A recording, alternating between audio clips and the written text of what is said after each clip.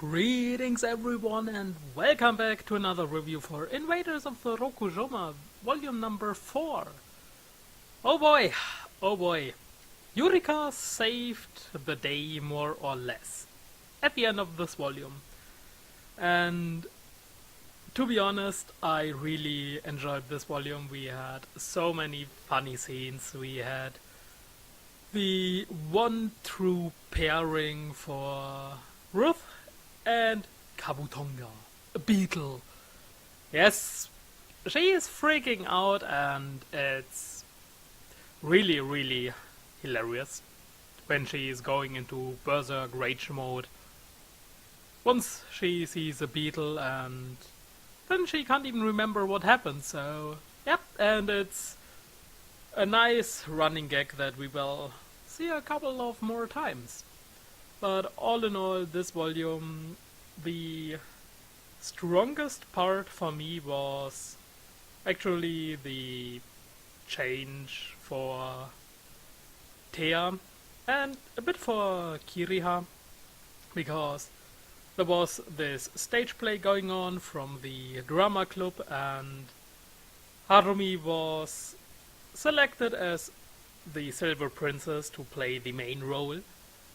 Because Kotaro recommended her, and it's not because he did it because he knows her and that she's the fitting image of who they needed for this role, because Thea wasn't really satisfied with the drama club members, so yeah. And Harumi had some trouble to get into the role, and it was really frustrating for her not being able, and when she was practicing with Kotaro, she really pulled it off in a great way, but once she had to try the role with Genji as the Blue Knight, she screwed up. She couldn't do it the way she was doing it with Kotaro, and the drama club president and came up with the idea, well, what's easier, to get Harumi used to acting together with Kenji or getting Kotaro into that role? Yep, no question to be asked. We know what we will get. So Kenji was kicked out and Kotaro got the role, which brings us to the hellish training montage. Insert some epic training montage music, like Eye of the Tiger by Survivor. Just saying, it works for this scene as well. And Thea, she really put Kotaro through hell. She was training him as manners of speaking, how he has to act, his body language, how he walks, how he stands, all these kind of things, and Kotaro took it on more and more, and even though he was complaining, he did the training, he was still going on with it. By the end of it, he even asked Thea to teach him how to dance.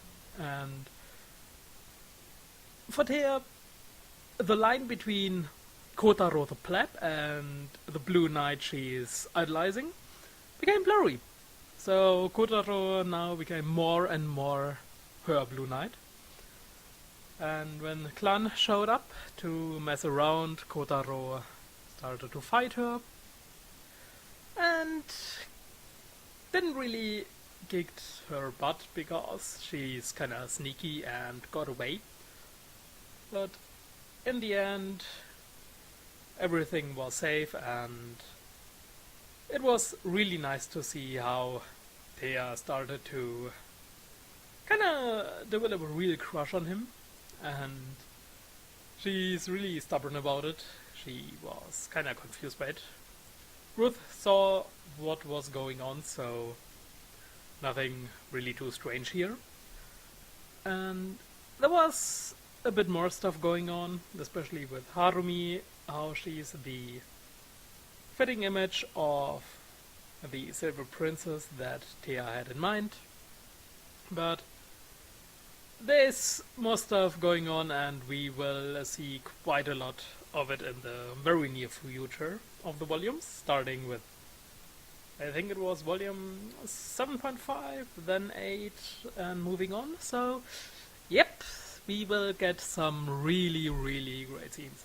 Everything is, in a sense, foreshadowed, so nothing is really too surprising if you kinda connect the points, and you are fine with going into some crazy directions. So, like I said, nothing too surprising.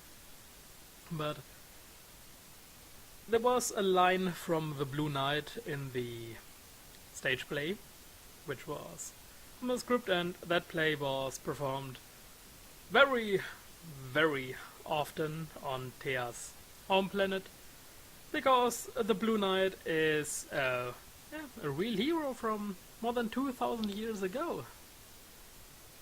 And this line that he said, it sounds quite fancy and like someone is trying real hard to be cool, but the fun fact is that the line that was said from countless times in an immeasurable distance, this line wasn't only said on, well, Thea's home planet, because in Kiriha's past, when she met that boy, she fell in love with it, but she can't really remember his face anymore, and he only called him Oni-chan, so she can't even remember his name. And he said that exact same line. So, yeah, figure it out, right?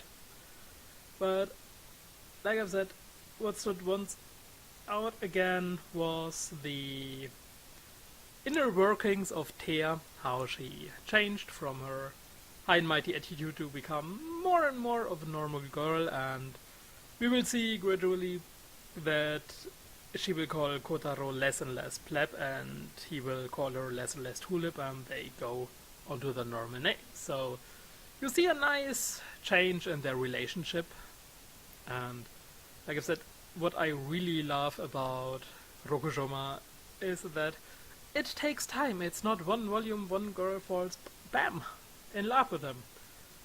Was introduced at the beginning of the volume, is in love by the end of the volume. It's not happening here.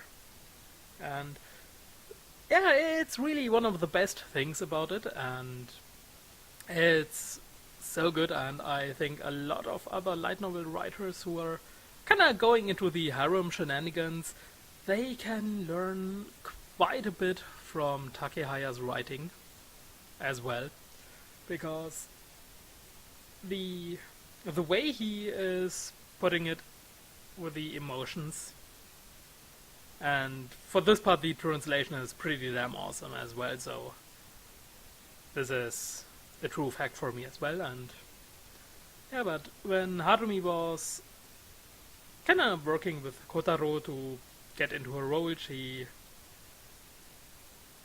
was picturing not the Blue Knight but Kotaro, and she became really emotional. She even started to cry just because she was practicing with that role for the play, and it really shows that she really is in love with him, and she's also kinda frustrated because Kotaro treats her like something very precious, like princess, and he has all the back and forth with, well, yeah, Tulip and the likes, and she kinda wants to have that as well, and she fears that she is a few steps behind. So, all in all, this volume was pretty damn good, and the so-called replica armor for the Blue Knight fits perfectly for Kotaro, so yep, more foreshadowing, ho! But yeah, I really love this volume. Really looking forward to the next volume, because a new enemy will show up, and she will be a good one. She will be a really nice enemy, so looking forward to it as well. But yeah, like I've said, all in all, a really good read, and I think I will leave it at that. So, thanks for watching as always, and I hope I will see you guys for the review of Volume 5 again. Till then, bye bye.